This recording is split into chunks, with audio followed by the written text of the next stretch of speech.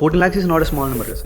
14 lakhs అసలు number కాదు, అది ఇంకా ఎక్కువనే ఉంటుంది. అఫోర్డ్ చేయకుండా చనిపోయిన వాళ్ళు చాలా ఎక్కువ మంది ఉంటారు. Hospitals costly, health system costly అన్ని అంటారు కదా అందరూ. ఒక మెడికల్ డివైస్ ఎంత కాస్ట్లీయో తెలుసా? ఏది ఫ్రీగా రాదు. ఫ్రీగా వచ్చేది క్వాలిటీ ఉండదు. ఎయిమ్స్ లో ఎంఆర్ఐ స్కాన్ తీయటానికి అపాయింట్మెంట్ 2031 లో ఇచ్చారు. 2031.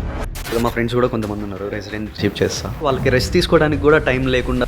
ఇది one of the toughest in the world. There is no defined time period. ఇన్ని గంటలే మీ డ్యూటీ, ఈ టైం తర్వాత మీరు వెళ్ళిపోవచ్చు అనేది ఎక్కడ డిఫైన్ చేసి లేదు. మెడిసిన్ చేయటం అనేది చిన్న విషయం కాదు. అసలు మెడిసిన్ సీట్ రావటం అనేది చిన్న విషయం కాదు. ఒక రామాయణం మీరు తీసుకోండి, 14 years రాముడు జంగల్లో ఉన్నాడని చెప్తాం కదా.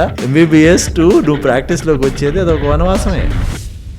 ఇప్పుడు హెల్త్ అండ్ వెల్నెస్ కోచ్లు అని వచ్చేస్తారు. ఏదో కొన్ని రోజులు కొన్ని చదువుతారు, నేను డైట్ ఇస్తానని చెప్పి డైట్ ఇచ్చేస్తాను. జనాలు వాళ్ళని ఫాలో అవుతారు. ఇవాళ నేను సాడ్ ఏంటంటే ఇక్కడికి రాకముందు నేను ఒక సర్జరీ చేశాను. ఇవాళ పాప 1 year పాప, అమ్మాయికి పుట్టినప్పటి నుంచి వెనకాల ఆ సర్జరీ చేసి వచ్చా. ఇప్పుడు ఏంటంటే అక్కడ లోకల్ డాక్టర్ దగ్గరికి వెళ్తే పేషెంట్కి నీడిల్ గుచ్చాడంట దాని లోపలికి.